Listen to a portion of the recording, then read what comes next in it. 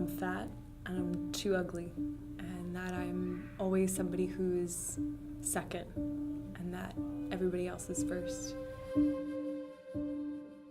It started with one situation as a child, and then growing, increasingly with just various situations, and just that continual implementing of that lie, and just continuously saying that you're not worthy, you're too ugly, even with actions, just always being pushed to the back or pushed in the shadows, never really being asked if my opinion matters, always being controlled.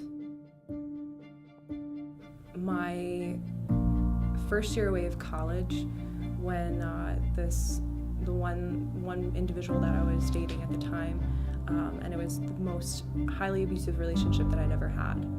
Everything. So just very manipulative, very controlling, just very abusive, highly abusive, and it was always constantly fighting, constantly shaming, just making digs at you, and you could never, you felt as if you always had to defend yourself, but he would twist your words so that you would always feel that you were the one who was in the wrong and never him.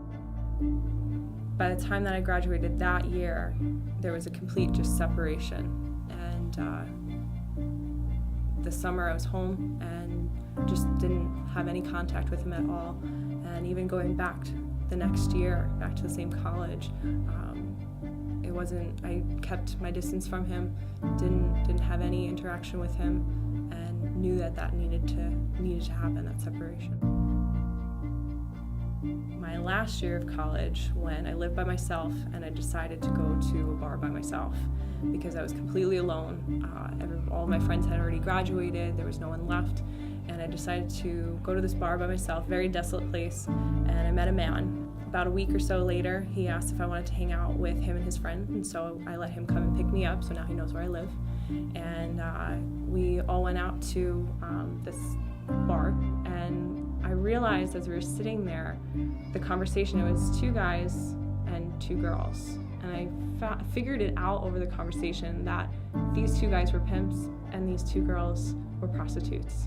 So immediately in my head, it was like, oh my goodness gracious. And just like you scream in your head for like somebody to just like help you and rescue you. So, but it was that reality where it's like, what are you gonna do? Are you gonna choose the world or not? Do you see what the fruit that's come from your decisions and out of your loneliness and out of all of the lies, and that you're trying so hard to find your worth and find your value in all these things that will never fulfill you. So it had to end. So there was definitely a lot of breaking that happened, and just that realizing that, okay, I am actually worthy of a love that is kind, that is patient, that takes care of you, that doesn't judge you, and that will always protect.